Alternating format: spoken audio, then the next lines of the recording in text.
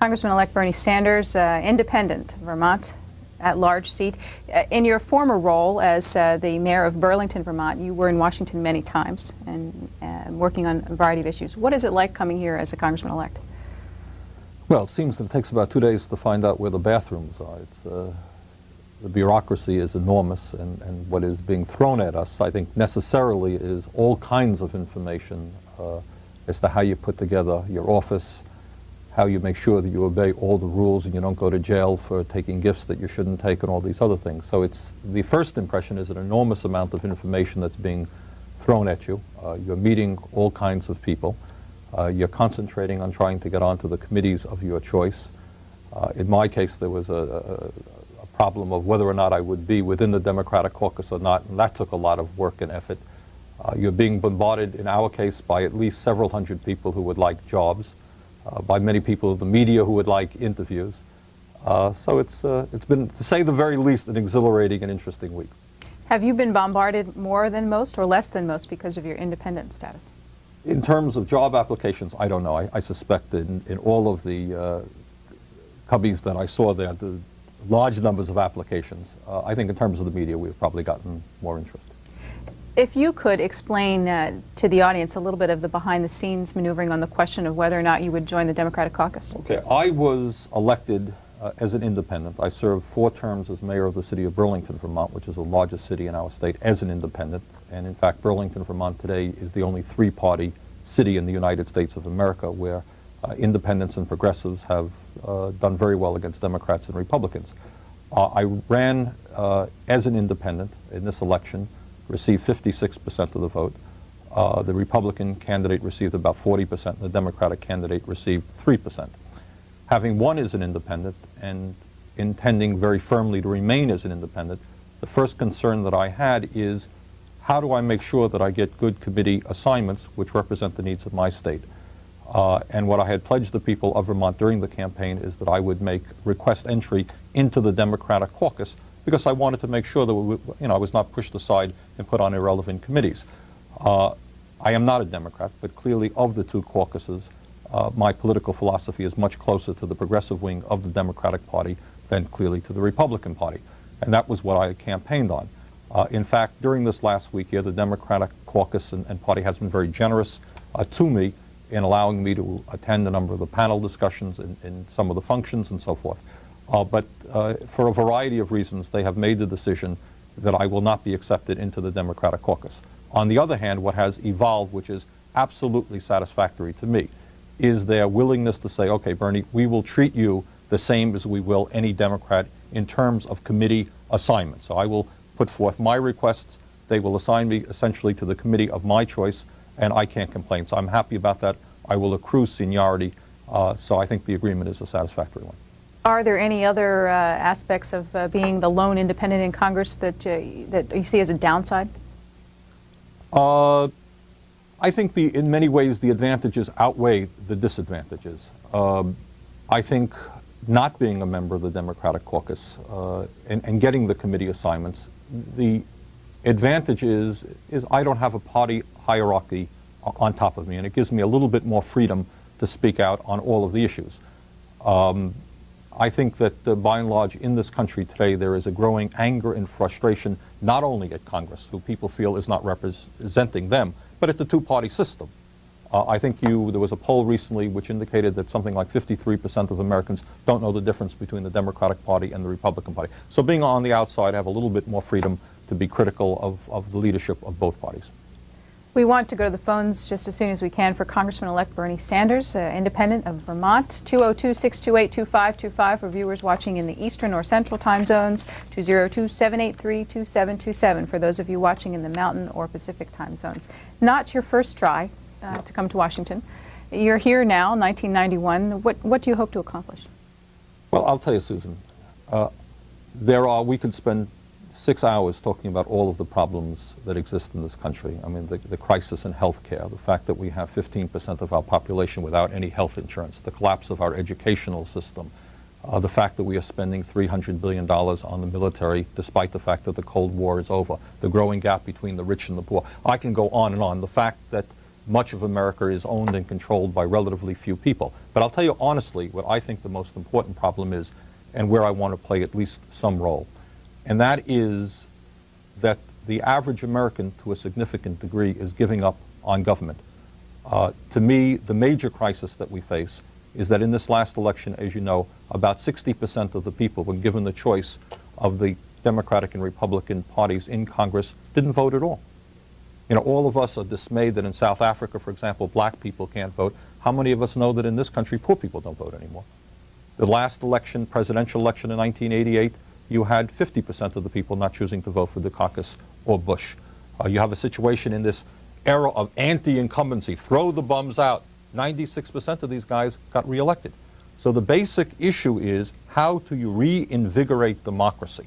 How to make the average working person, the elderly person, the poor person say, you know what, this is my government. Those people in Washington listen to me, they are representing my interest, and they're not just standing with the rich and the powerful against me. Now, how do you do that? That has to do with the media, who owns and controls the media. It has to do with the two-party system. It has to do with campaign financing and the fact that many of the candidates are heavily indebted to wealthy people and corporations who buy them, who buy politicians and buy elections. So how we can begin the serious discussion, the national debate that we need, which says, where do we want to go as a country? Who has the power in this country? How do we democratize all of our institutions? How do we give working people power over their own lives? You know, we freed the slaves a long, long time ago, but in many respects, and I don't mean to be rhetorical about it, the average working person today has very little rights. Corporations announce a worker comes to work on a Friday, and the corporation says, oh, by the way, we're moving to Mexico. You worked for our company 30 years, here's a few bucks. You have no power to say, you don't have any power over your job. So I think the major challenge we face is not only a redistribution of wealth, which is important, but a redistribution of power, making the average American feel, this is my country, this is a democracy. I can shape the future. The people don't feel that now. They sit down, they watch the tube for 40 or 50 hours a week, they hold their nose, they vote for the lesser of two evils. Now that to me is the major problem, and once we can begin to deal with that problem, I think other things will follow. Is Washington set up to handle big picture questions? No, my impression is that it's not. I think God, you see the problem, not even I'm talking about a we. I think the system is compartmentalized into hundreds of different little areas, each of which are important. I don't mean to suggest that they're not. Every committee is dealing with billions of dollars here and billions of dollars there. But I don't know that the Congress itself is saying, for example, the first question that I think the President of the United States should ask the American people is, why don't you have any faith in us? Why don't you vote? Why don't you participate? Why do you have such contempt for government? And I think we should, as a Congress, be dealing with that issue. How do you make the people, once again, have faith in their country and in their government? Does the Congress do that? I don't think so. Gloucester County, Virginia, you're on the air. Bernie Sanders. Hello. Yes, Hello. Go ahead. Yes, I hesitate to address you by Mr. Sanders. We did meet many years ago in Vermont. And first of all and foremost and most importantly, I want to congratulate you 1,010% for winning under an independent label. This is one who has voted forever for all the losers registering as an independent, etc., etc. Also understanding so well what you stand for and wishing to give you some encouragement to, whatever it takes, fight that socialist label. I was a native-born Scandinavian. I know what it means to be a social democrat. I know the humanity, etc., therein. And I know what you are trying to do, and I just wish you so very, very well, and I hope we can keep in touch. Thank you. Why don't we let you go at that point? Thanks for the call. A lot of callers on the line. Okay. Well, I think the caller, when you asked what I want to accomplish, I think clearly one of the things also that I want to do is to make the concepts of democratic socialism, that is not authoritarian communism, it has nothing to do with it, part of the serious discussion that perhaps takes place in this country. Because I think if you look at the two-party system and the ideology, they're about separated by about a half an inch. And we need a much broader discussion of the causes of our problems and the solutions to our problems. So if we can inject some discussion as to what democratic socialism might mean, what goes on in Scandinavia, what has gone on in social democratic countries in Western Europe. If I can play some role in doing that, I think I'll have accomplished something. Orlando. Hi. Hello. I don't think that you have to apologize for being a socialist, but I certainly would like to know how you can apologize for being the son-in-law of Representative Lantos of California. Well, I think you have the wrong guy. If I'm not mistaken, Congressman Lantos happens to be no relationship to me at all. If I am not mistaken, I believe the newly elected congressman from New Hampshire is the son-in-law of Congressman Lantos. So you got the wrong guy, for better or worse. Okay, thanks. Do you have another question? All right, we lost that caller. Your specific committee assignments that you want to have are what? The three major committees that I have requested to be on are Commerce and Energy.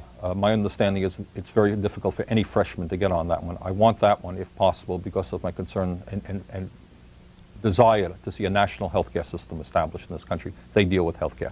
The other committee is Education and Labor, for the obvious reasons. We have back home the support of vast majorities of the working people and of the unions, and I want to fight to improve the life of working people. Education clearly is an enormous issue for our teachers back home, for our parents, and for the kids.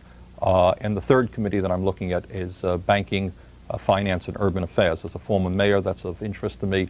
And given the the virtual collapse of the savings and loan industry, the problems in the commercial banks, and raising the issue of what in fact should be the responsibility of the banking industry to the communities in which they serve is of great interest to me also. So those are some of the major committees that I'm interested in.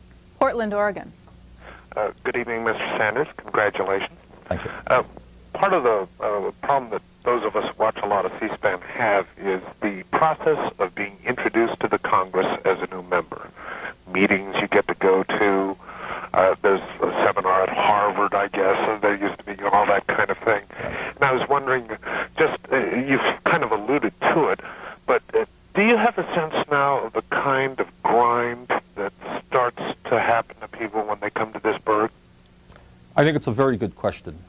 I think what happens, and I don't really think it's anybody's fault per se. I mean, I think the Congress is fairly trying to give an orientation to the new members, tell you what to expect, give you briefings on the major issues.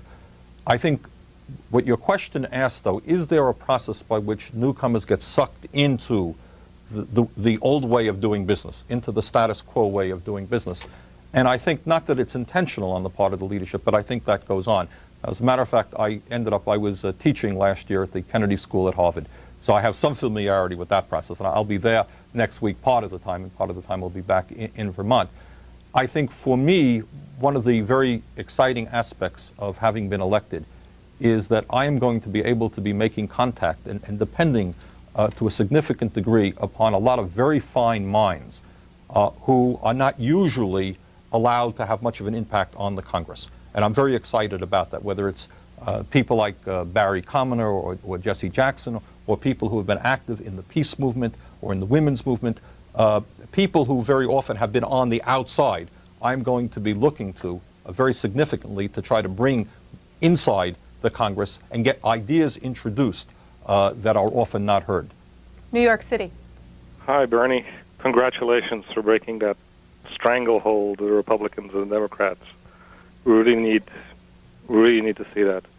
And I'd really like to have your opinion on, your sort of suggestions on how more people can do this. What's your background in terms of organizing yourself, your political base in Vermont? Is it just something that was possible because it was in Vermont, or is this possible outside of a state like that? I think it's possible in any and every state in the country, and I think it's possible in every city in the country. I think the major approach that one has got to go, the direction that one has got to go, is to begin to understand that it is not impossible, in fact, to be victorious. You know, very often I talk to people and they say, oh, the mayor in my town, he's a terrible person, but we can't take them on. We're not powerful enough to take them on. I think what we did in Vermont and what we did in Burlington 10 years ago is just start articulating the issues that face the people of your community.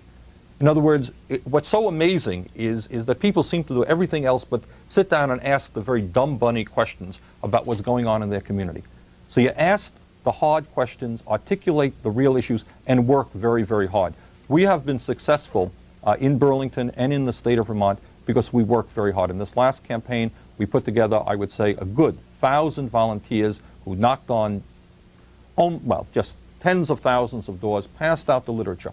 But I think the main point that I want to make is that it is not as complicated as people think it is. The average American today is very angry, is disgusted with politics as usual.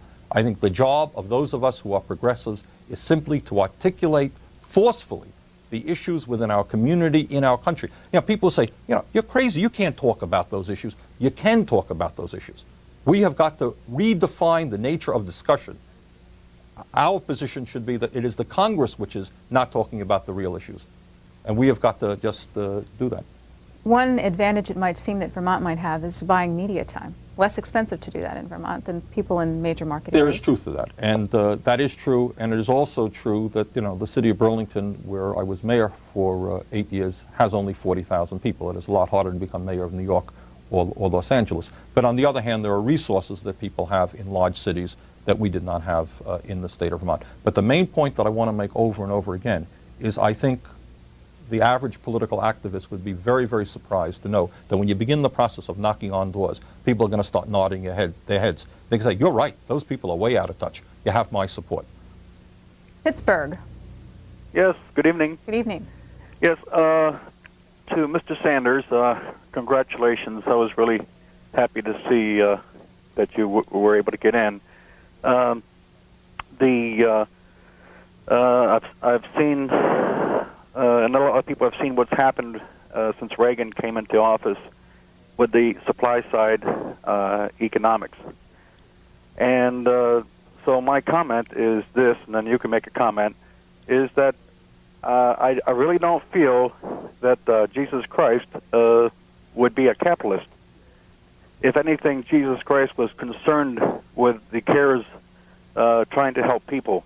So I'm going to hang up and let you make a comment.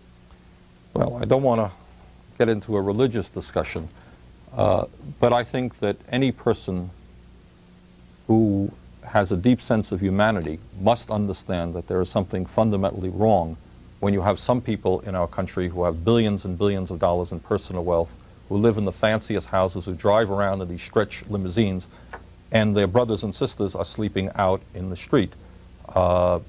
When the gap between the rich and the poor is growing wider, when we live in a world today where today 30,000 children in the third world have starved to death. And I think getting back to the original discussion, these are some of the philosophical issues that this country must debate. Is it morally acceptable that some people have so much, they're not going to spend it in 100 lifetimes, and other people have nothing? Where some people have so much power, and other people are powerless.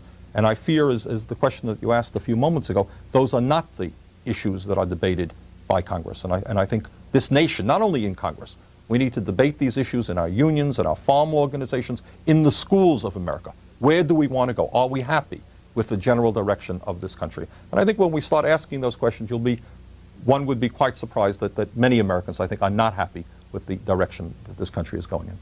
We have about 20 minutes left in our conversation with Bernie Sanders. This evening, our 90-minute program is devoted to introducing you to some of the newly elected members of Congress. Tucson, Arizona, you're next. Mr. Sanders, you ran on the ticket in Vermont as an independent. Would it not have been more honest if you had run as a socialist, in as much as I believe you consider yourself an avowed socialist? Am I correct? Well, you're correct that I ran as an independent. I'm not quite sure what an avowed socialist, if you mean, am I avowing it to you right now? Yeah, I am a democratic socialist. I think my response is that I am also an independent. And politically what that means is I'm not a Democrat and I'm not a Republican. In terms of why didn't I run as a socialist? Because I'm not a member of a socialist party. I'm not a member of any socialist organization. I'm an independent socialist. But I think your question then, a similar question might be asked of Democrats and Republicans, and say to them, do they run as Democrat/capitalists or Republican capitalists? Socialism, to me, democratic socialism, is a philosophical outlook. It is what I am, and I don't apologize for it. But politically, I function as an independent, and that's what I am in Congress. Durham, North Carolina. Yes. Mr. Sanders, are you there? Yes, I'm right here. I would like to ask you, in terms of the retrenchment of socialism all over the world, notwithstanding your comments about Scandinavia, how you can purport to go to Congress as a socialist and basically use flag words like redistribution of wealth and basically say that those who work hard throughout their lives, and by the way, I'm not powerful or wealthy, and take from those who choose to work and work hard throughout their working lives, and those who choose through no fault of their own and in less fortunate circumstances, and basically go against the work ethic in this country. Okay, thanks.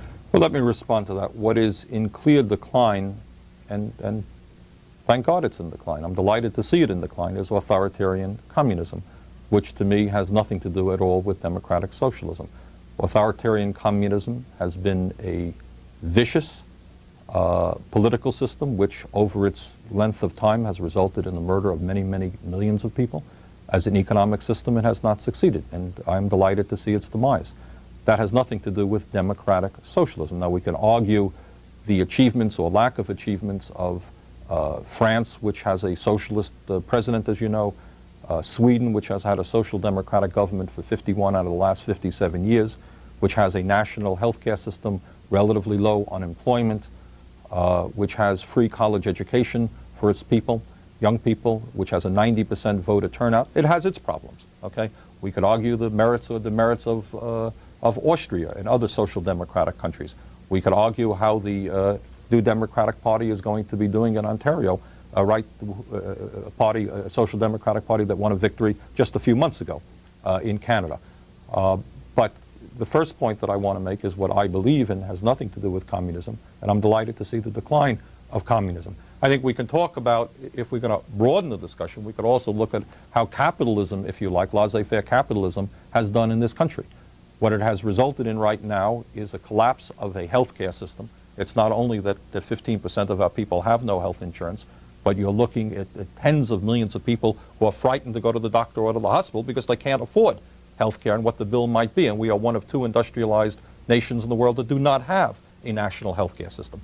You could talk about a system in which we are now $3 trillion in debt. That's our national debt. Throw another $1 trillion on top of it for the savings and loan fiasco, so that every one of our kids now is deeply in debt. That's not a particularly positive system. A system in which now we have 3 million people sleeping out on the streets. A system in which millions of our kids are dropping out of school. We have a 25% dropout rate in high school. So I think there are many very serious problems within our country that are going to have to be addressed. And I think a democratic socialist model might be an effective way to start approaching some of those problems. To me, I should tell you that for a start, what I would be very satisfied with, within my definition of what democratic socialism is about, is just a couple of things. For a start, national health care. We must determine as a nation whether all of our people are entitled to health care, or we're going to continue the health care system on the free market approach, okay, the profit motive. You want health care, you have the money, you can get the best health care you want in this country. You don't have the money, you get nothing. I think that that's wrong. So I believe as a democratic socialist in the concept of a national health care system, similar to what goes on in Canada as it happens. In terms of being a democratic socialist, I believe that all of our people, all of our young people, should be given equal opportunity for the best quality education that they can get. It is an outrage that the best colleges in this country now cost $20,000, $23,000 a year. Many working class, low-income kids can no longer afford to go to college. That many low-income communities in this country are not providing their kids with decent elementary or high school education. We must have quality education for all of our kids. In terms of other basic necessities of life, we're talking about housing.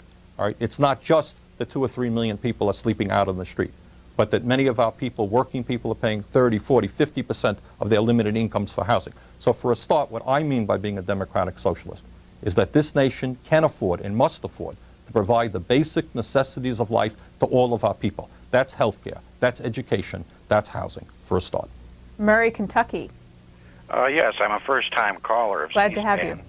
and I enjoy the C-SPAN program very much. I'd like to ask two questions of Representative Sanders. One is his opinion of whether it's fair or even proper for a panel of senators to determine the guilt or innocence of other senators' potential wrongdoing in the so-called Keating 5 hearing, whether it's proper. It's something, to me, it seems similar to a potential, an accused bank robber of being accused of being judged by potential bank robbers, you might say, okay? I haven't heard anybody bring up that point in these hearings, that whether it's fair or even proper for senators to be determining the guilt or innocence of other senators. The other question I had of Representative Sanders is, how is it different? What is the difference between a socialist and a communist as far as, is there a difference between the two? All right, thank you, sir. Appreciate the call.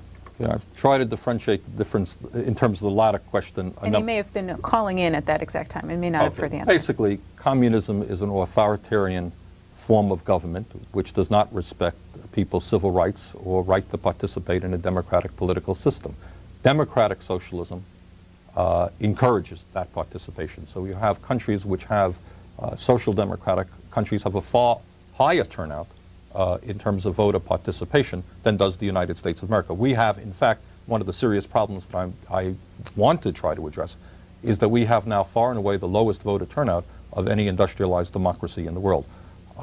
So they're entirely different systems. In terms of the so-called DeConcini 5, that process, as I understand it, not being an expert on it, I think the Senate is now seeing whether or not these members have violated the rules of the Senate, and I suspect that that is proper.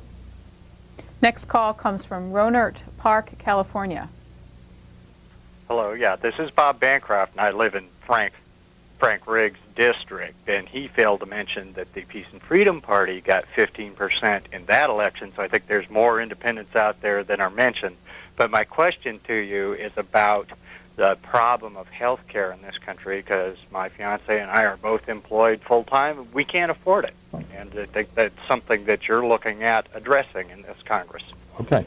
Let me be, when I campaigned for office in Vermont, there was no issue that I talked about more than the crisis in our healthcare system, the fact that it's out of control, and that we need to do what virtually the entire industrialized world is doing. We are the odd people out. Our system is considered throughout the world to be the weird and strange system. Throughout most of the industrialized world, in fact, with the exception of South Africa, every other industrialized democracy has, in one form or another, a national healthcare system which says, if you are a citizen of this country, you are entitled to all of the health care you need with virtually no out-of-pocket expense. Now, the beauty of national health care in this country is that we can have national health care without having to spend more money than the current $650 billion we're spending on the non-system that is presently in existence. And the reason for that is that if you have a national health care system similar to what goes on in Canada, you can do away with about $70 billion in terms of billing expenses, in terms of profit-taking, in terms of bureaucracy.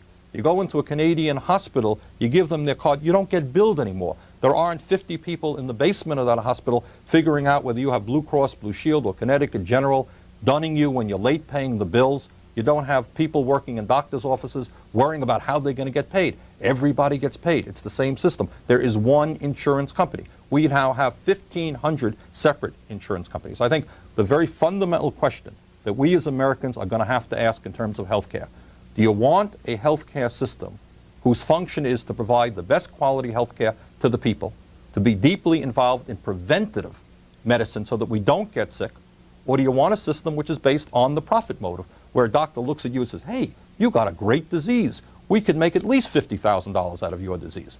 Okay? And you have drug companies who are ripping off people right and left.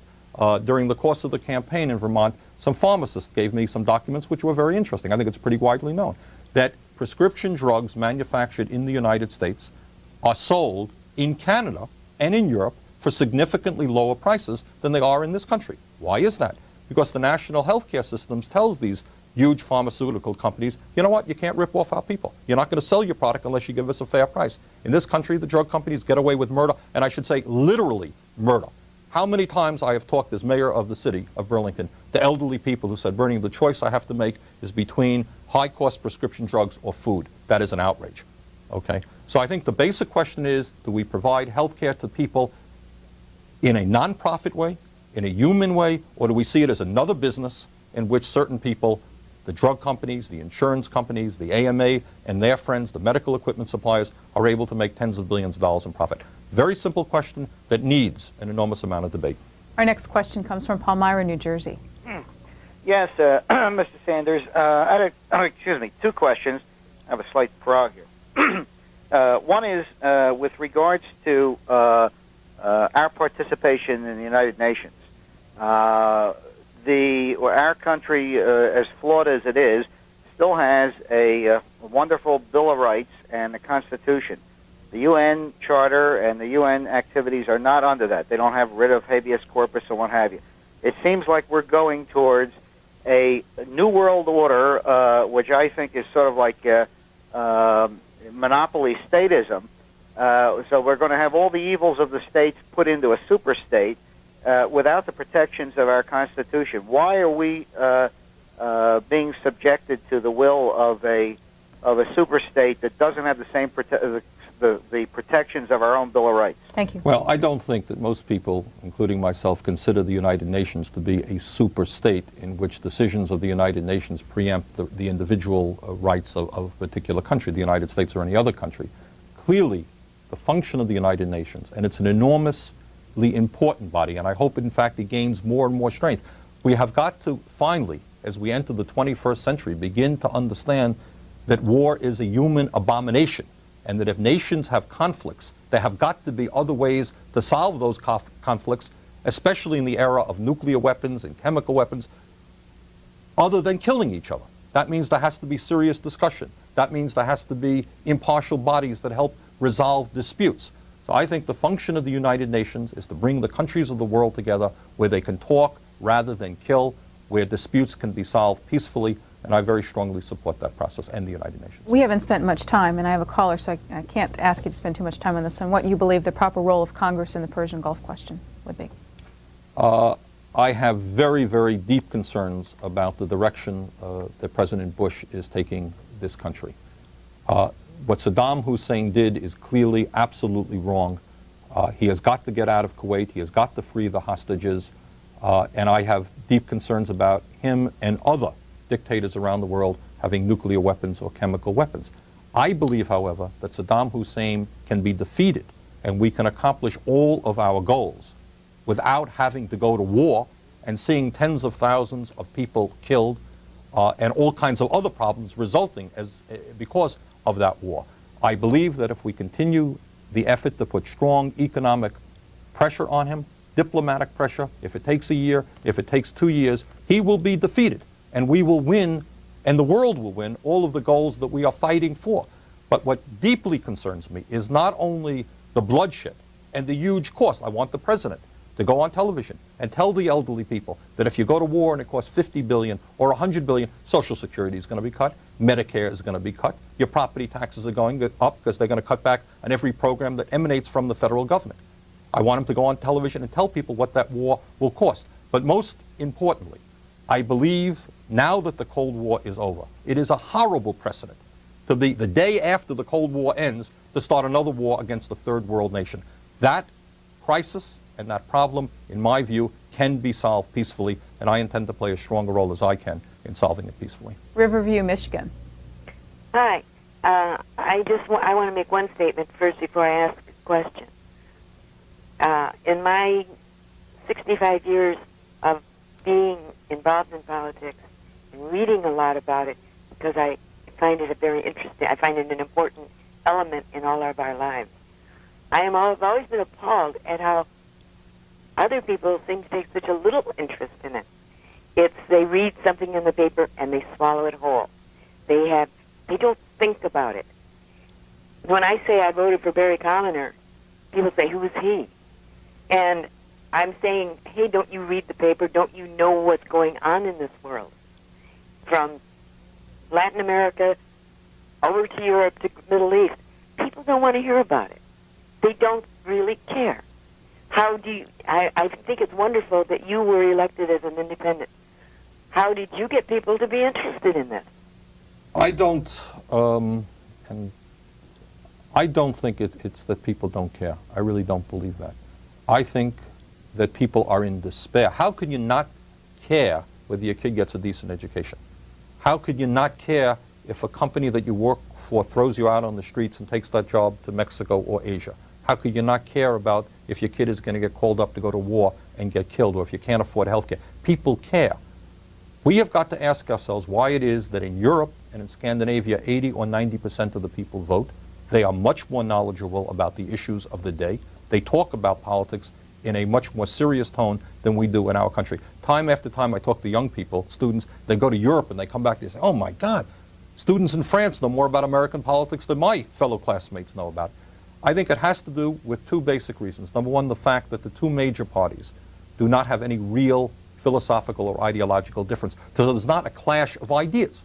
And I think, second of all, the role of the media. And I want to say that I think C-SPAN, by the way, does a very good job in allowing the people a much broader understanding of what's going on in this government than was previously the case. But you have to look at the major networks. Do you think that television in general, commercial television, is at all concerned about educating or informing our people? I don't think so. The function of commercial television is to make as much money as they can for the owners of the networks and for the people who advertise. You don't see that serious debate or serious programming on the environmental crisis, on the issues of war and peace. Occasionally you do. I don't want to be 100% harsh. But I think that the media in this country, the corporately owned media, does not do a good job of telling the people that the issues of the day are far more important than the murder shows or the rape shows or the sitcom shows. And I think that has got to be changed. In Vermont, with a three-way race, what was the turnout in the state? It was pretty high. I think it was almost 60%. I may be wrong, but it was pretty high. Ventura, California. Yes, congratulations, Congressman. Thank you. And my check's in the mail for your re-election. Real quick question. On banking, next term, they want to deregulate the banks again. Right. I was wondering, if they do regulate, then should we make it so that the taxpayer doesn't have to pay any of those insured deposits? Your views. Well, I think, if you put, $5,000 in a bank, you have the right to know that it is being insured by the faith and credit of the United States government. To me, the basic issue in terms of banking is this. The money that is put in that bank belongs to the people of this country. And I think that the people should have a say as to how that money is invested.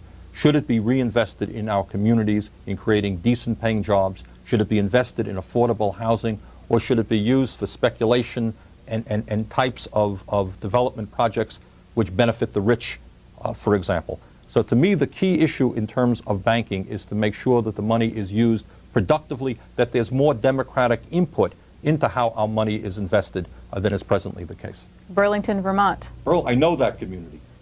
Yes, Bernie, baby. I'm calling from Burlington, Vermont. Yes, they know you too. And I want to say, I'm one of those people that voted for you. And one of my questions was, well, two of them really, was have you decided or have they told you what committee that they actually are really focusing on putting you on? And again, the second question was, how are your feelings now being in Washington, being around the big guys who think they know everything down there and focusing on their own attentions? If you could tell me some of that, and I'll listen for your answer on the television. And again, hey, I'm glad you're there, man. Let's do it. Okay. Bye-bye. Thanks a lot. It's nice to hear from the people back home. The first question is, in terms of committee assignment, they do not make that public and will not tell any new member, until January, to the best of my knowledge. In terms of the second question, how does it feel to be around all these big guys? Well, it's pretty interesting. You see all these guys on television all the time, and now you're suddenly in the room. In fact, it was an amazing experience. My wife and I went, the president invited us to the White House with all of the new members. It was a really strange experience. You're chatting with somebody, you look over your shoulder, there's the President of the United States. So I think what is important to me is to understand that a lot of what takes place in Congress, despite what many of the leaders may think, does not have a hell of a lot to do with reality. That in fact, the people back home, and I miss, believe me, I've been here already a week and I miss Vermont, we'll be going back in a few days. is not to get sucked into this process by which Washington is defining what's important, because I think they're wrong most of the time. And my roots are in my state, and I will stay as close to the people as I possibly can. You know, the most important fable that I've ever heard is the emperor without his clothes, and it has to do with who's crazy and who's not crazy, who's dealing with reality, who's not dealing with reality. And I think in Congress here, they're dealing with billions of dollars here and tens of billions of dollars there. I think they're very often missing the point. So I intend to stay in contact with the people back home, and in fact, try to develop some mechanisms by which on a regular basis, for example, putting together not just town meetings, but just, we did this in Burlington when I was mayor, just a methodology by which I've got to be subjected to what the people, you know, want from me, what their views are. My job is to represent the people of my state and not to forget where I came from. We're out of time. Thank you for being with us this evening. Congressman-elect Bernie Sanders, independent, representing at large the state of Vermont.